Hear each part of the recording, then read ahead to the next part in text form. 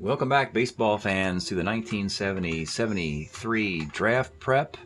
We're going to take a look at the fourth final year between 72 and 73. Look at MLB Transactions to see if there's something that comes up that could be used in that carryover league. A lot of times it's only a single player moving to a new team, and you can't get the correct compensation, but you can move pieces around, try and emulate MLB history.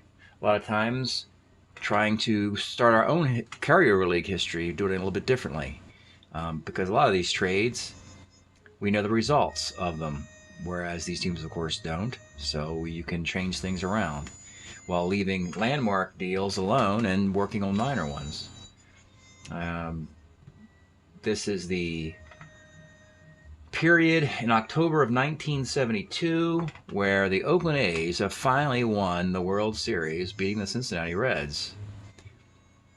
Joe Morgan played for the Reds this year, his first year there, and got the Reds back to a World Series. They lost in 70. The A's were constantly behind the Twins in the West until 71 and 72. They finally got past the Orioles to win it all. So now, looking at some maneuvers here, players. Walt Williams traded to the Indians for Eddie Leone. I think I'll keep Walt Williams in the White Sox. Some players released here. Here's a trade here, October 25th. The Royals are trading Jim Rooker to the Pirates for Gene Garber. Well, that'd be a good trade for the Pirates because Garber's not quite ready yet. Or I should say he does much better in the latter part of the decade, where Rooker comes in right away and helps the Pirates immediately. So the Pirates do get Rooker in a transaction, but I had him being moved from the Royals to the Pirates because the Royals had too many left-handed pitchers on their team, and they moved him and got a draft token. So they didn't get any compensation back from Pittsburgh in the deal I did. The Dodgers trade Heisel to the Cardinals. Now, Heisel's an interesting case here. He was with the Phillies in '69. Obviously made it to the Dodgers. Obviously made it to the Cardinals. Also, the Dodgers and Cardinals like to trade with each other. They were the Ted Sizemore, Dick Allen trade, or happened with the two squads. But in any event, Heisel ends up with his first productive year with the Twins in '73. I have him on the Twins as a carryover league move. Angels sent him to the Twins for a draft token. Later, we have the Braves trade Cardi to the Rangers for Jim Panther. The Rangers are probably really excited to get Cardi, as he hit .366 in 1970. It's only a couple years later. Jim Panther doesn't amount to a whole lot. Cardi does good stuff, but not for Texas. He does good stuff for the Cleveland team, Oakland team, and a latter part of the decade. Twins trade a young Rick Dempsey for Danny Walton.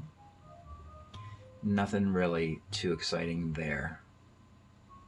But Chetty Romo's in the league. Johnny Jeter's in the league on different teams. Jeter's an Ohio players. Romo is on Cleveland. Okay, the A's are acquiring Paul Lindblad in a deal. Not giving up a lot to get him. That's probably what helped the A's. Interesting that the A's would do this after the World Series. So they saw that they needed a lefty complement to Raleigh Fingers. Lindblad is on a division rival Ranger team, and they're, when you're trying to beat the big bad A's during this dynasty period, the Rangers, the Angels, and Seattle need to hold on to any Oakland players that they have. Big deal here. The Brewers send Brett, Lomborg, Sanders, and Stevenson to the Phillies for champion money and Vukovic. All right. Brett, Lomborg, this is an interesting trade. It really is. Sanders is the ace of Milwaukee. Earl Stevenson, yeah, I could see. Well, Lomborg, statistically, he's not very good during this period. It gets a little bit better when he's with the Phillies. And Ken Brett as well. Brett's on an expansion team. Don Money's on an expansion team. So there's too many fragments here to cobble this trade together. They're all over the place in the carryover. Okay, the Braves trade Mian and Stone to the Mets for Frizella and Gentry. I wouldn't do that, Mets.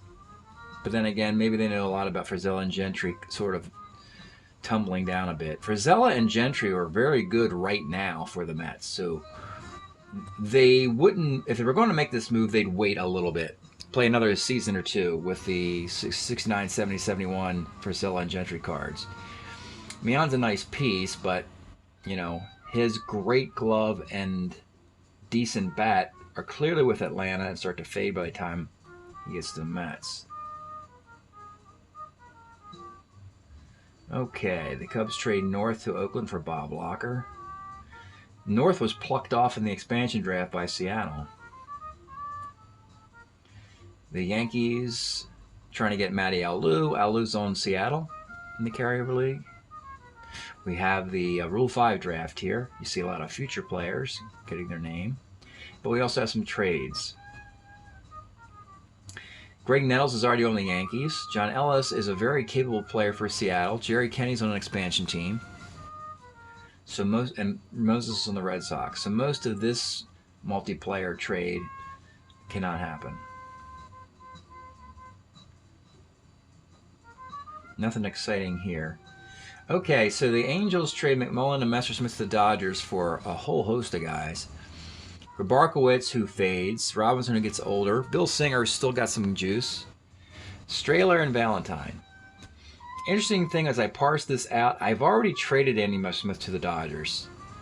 He was sent over there for... basically, I did an Andy Messersmith and some stuff for Bill Singer and some stuff. McMullen's on a different team. Barkowitz doesn't really matter anymore. Frank Robinson, he never really makes it to the Dodgers. He's still with the Orioles, and the Orioles are planning on trading him to the Cleveland Indians. White Sox trade Tom Bradley to the Giants for Ken Henderson and Steve Stone. That's a fun trade. Bradley's really good. I don't know why I would do that, White Sox. The Giants should not have to chase pitching. They have a lot of good pitching in their own system coming up. Actually, Steve Stone was the guy they could have held on to. And Ken Henderson, interesting. He started great with the Giants and starts to fade a bit. Actually, most of these guys will start to decline by the mid-decade. Stone has a flash in the pan for the Orioles in '80. And then you see Larry Heisel getting put in another trade a month later. All right, now we have some more on November 30th. A lot of trades happening. The A's trade Epstein to the Rangers for Horacio Pena. So the Rangers have Epstein already as a Washington Senator. He never goes to Oakland in the trade from the Senators. So Oakland returns him to the new Senators, the Texas Rangers. I think the Rangers are going to hold on to him the whole time. Horacio Pena was already moved from the Rangers to Kansas City. Here's a trade involving Dave LaRoche. I have LaRoche on the Angels. Now, LaRoche is a really cool setup guy, closer throughout the decade on multiple teams. I like to get this guy on the expansion teams when I can.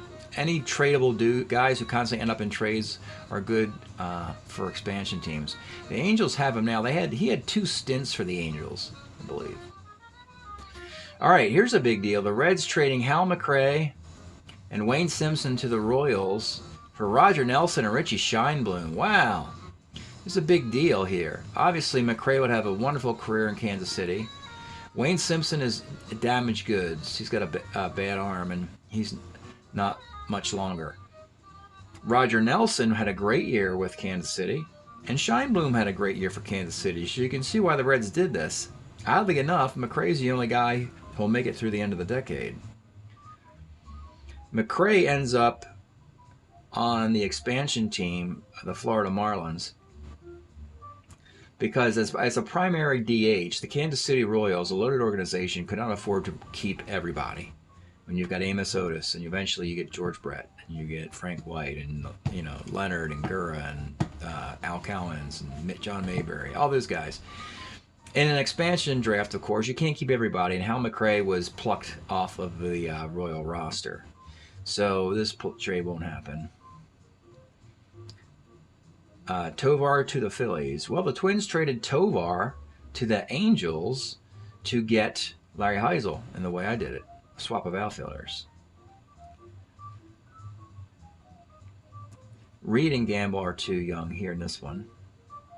Here is a big trade that happens, and I will probably move this along, but I will wait until the 72-73 season, and that is to move Earl Williams to Atlanta, so that Earl Williams to Baltimore, so that Davey Johnson gets to have that 41 home run year for Atlanta. So Davey Johnson won't hit 41 homers for the Orioles. He'll just do it for the Braves. But the Orioles will hold on to him as long as possible, right to here, basically, till the end of 1972. So we're not there yet. So Davey Johnson will play 2 more years in Baltimore, 70 and 71.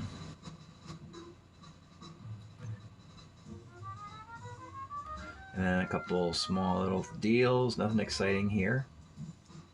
It's a real challenge to try and map this up, folks. And like I said, I only really, the landmark trades that you can't, if you were trying to talk about baseball in the 1970s, you'd have to include certain trades, such as the Joe Morgan trade. I'm not going to change that around. So that will happen. But a lot of incidental trades, particularly if it's just one player going to a team, I'll try and make that happen.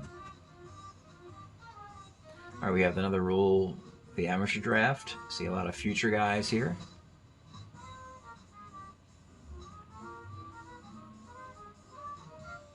The Indians signed Pedro Guerrero as an amateur free agent in 1973. Wow. He must have been, 15 years old or something? I mean, my goodness. Let's see how old he would have been in 1973. Pedro Guerrero, rookie year with the Dodgers in 1970, right? Born in 56.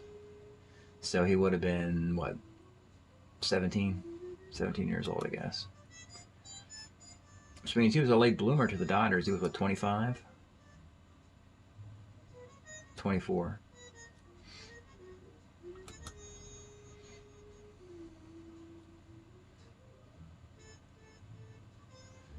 And moving along here. Okay, we got another big trade here. But nobody of consequence. A lot of players, but there's not a really consequential trade in this grouping. We're getting into spring training. Pitchers are reporting in February. Teams trying to get their rosters together. We'll kind of take this through to the trade deadline of the season.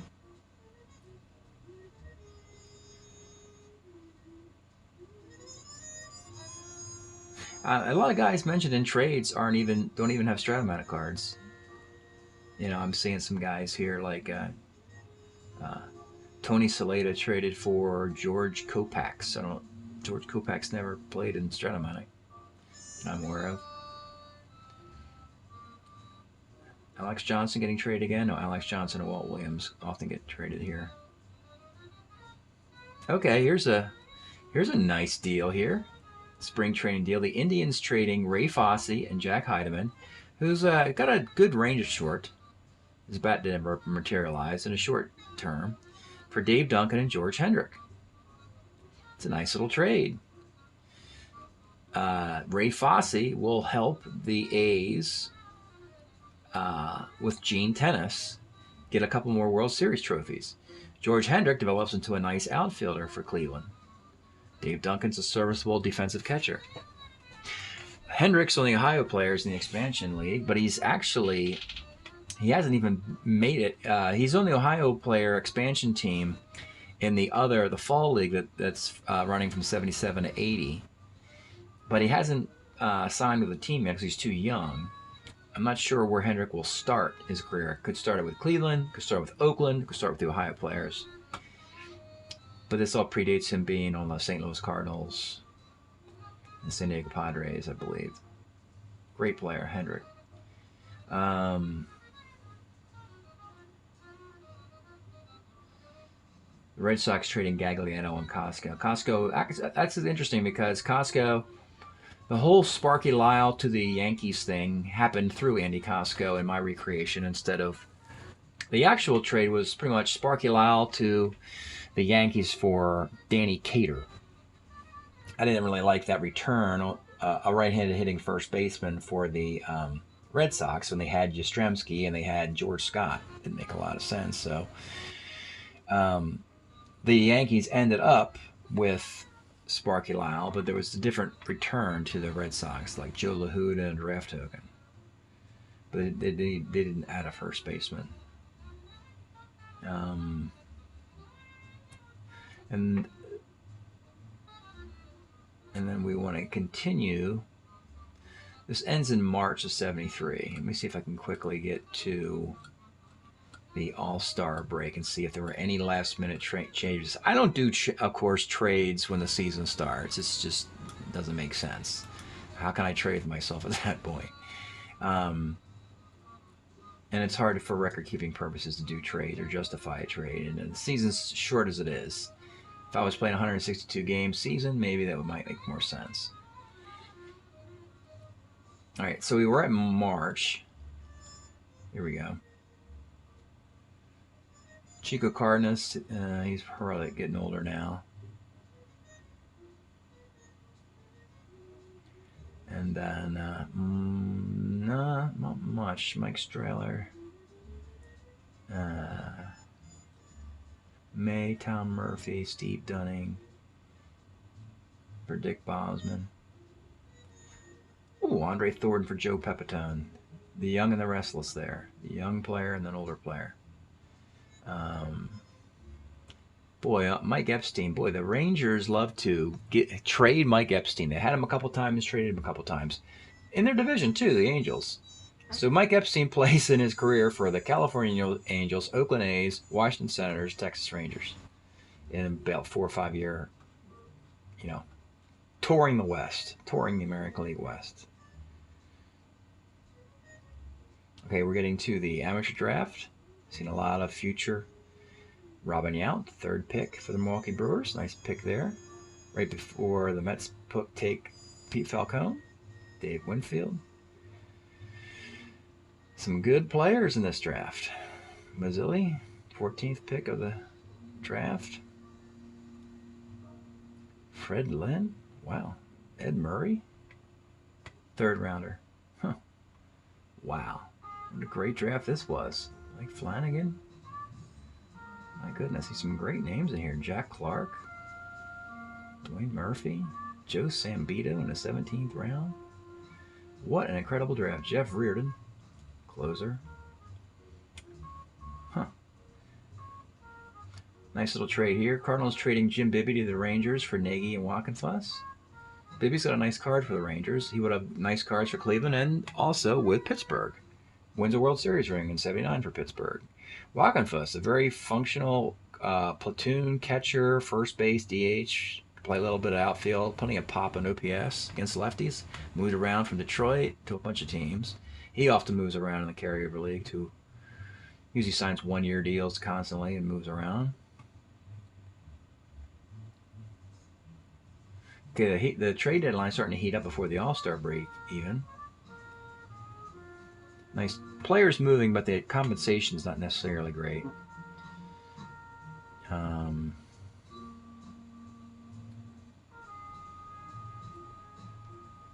then we're getting into July. Signing guys off of free agency. And as we get into July, not seeing trades. And don't forget, in every one of these carryover leagues, there's trades done between the 2 years just so that each team can keep 4 guys, waive 2 guys, and retire 2 guys. So a lot of trades have already taken place. It's not like if I don't see a trade, it means I'm not going to make trades. Plenty of trades have already happened. I'm just kind of looking for a little bit more baseball history to put into play here. And not a lot of guys who have much impact. And now we're getting to where the postseason rosters need to be set, and you're not going to see trades. Here's one, but it's not. Here's another. And that'll do it. That's a good place to stop. So that was pretty interesting. Again, this is it's really tough to analyze transactions that happen in the fourth year because you're so focused in the first year. I mean, the fourth year seems like it's an eternity away, and you're only adding 2 players from the 1973 roster sheets anyway. So it's a very small bump of talent from this, you know. But there's a lot of talent. There's a lot of new players, and so you know you don't bring them all up at the same time. It takes 4 years to bring up 8 players from any particular year. So that's it tonight. We're going to pause there and conclude our series of looking at transactions from 70, 71, 72, and 73. We got a better idea as to how to move in the Hot Stove League. And when I do a series of videos in the Hot Stove League, I'll pull out the teams and bring up potential trades and see if they look like good, good trades to kind of match what happened in baseball history. Thanks for checking out the series. We'll see you next time.